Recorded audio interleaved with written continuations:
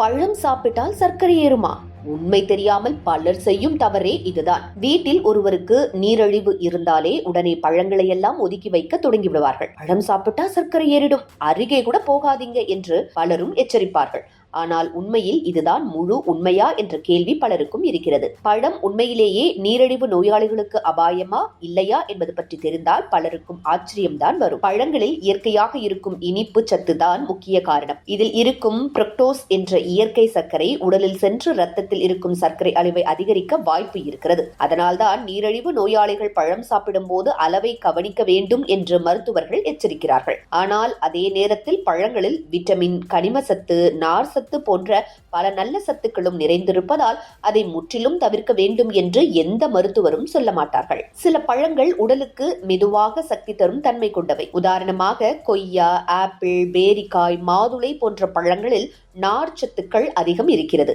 இந்த நார்ச்சத்து காரணமாக இரத்த சர்க்கரை திடீரென உயராமல் மெதுவாகவே அதிகரிக்கும். அதனால் இவ்வகை பழங்களை அளவாக எடுத்துக்கொண்டால் நீரிழிவு நோயாளிகளுக்கு பெரிய பிரச்சனை ஏற்படாது. ஆனால் மாம்பழம், சப்போட்டா, திராட்சை போன்ற சில பழங்களில் சர்க்கரை அளவு அதிகமாக இருக்கும் என்பதால் அவற்றை அதிகமாக சாப்பிடுவது சரியானது அல்ல. மேலும் பலர் செய்யும் ஒரு பொதுவான தவறு பழங்களை ஜூஸாக குடிப்பது. பழத்தை அப்படியே சாப்பிடும் போது அதில் இருக்கும் நார்ச்சத்து உடலுக்கு பாதுகாப்பாக செயல்படும்.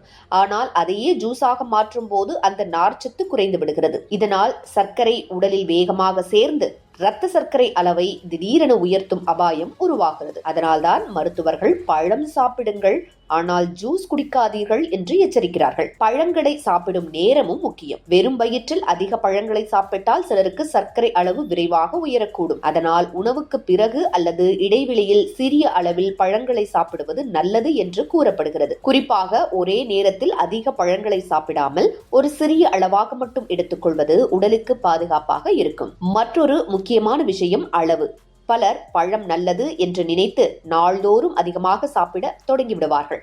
ஆனால் எந்த நல்ல உணவாக இருந்தாலும் அளவுக்கு மீறினால் அது உடலுக்கு பிரச்சனையை ஏற்படுத்தும். அதிகமாக பழங்களை சாப்பிட்டால் கூடுதல் கலோரி உடலில் சேர்ந்து உடல் எடை அதிகரிக்கும். உடல் எடை அதிகரித்தால் நீரிழிவு கட்டுப்பாட்டில் இருக்காமல் போகும் அபாயமும் இருக்கிறது. ஆக மொத்தத்தில் பார்க்கும்போது நீரிழிவு நோயாளிகள் பழங்களை முற்றிலும் தவிர்க்க வேண்டும் என்பது தவறான நம்பிக்கை. ஆனால் எந்த பழத்தை எவ்வளவு சாப்பிட வேண்டும் என்பதை தெரிந்து கொண்டு சாப்பிடுவது மிகவும் முக்கியம். சரியான அளவில் சரியான நேரத்தில் பழங்களை எடுத்துக்கொண்டால் உடலுக்கு தேவையான சத்துக்களும் கிடைக்கும், இரத்த சர்க்கரை அளவும் கட்டுப்பாட்டில் இருக்கும். அதனால் பயந்து முழுவதும் தவிர்ப்பதற்கு பதிலாக அறிவுடன் அளவாக சாப்பிடுவதே உடலுக்கு உண்மையான பாதுகாப்பாகும்.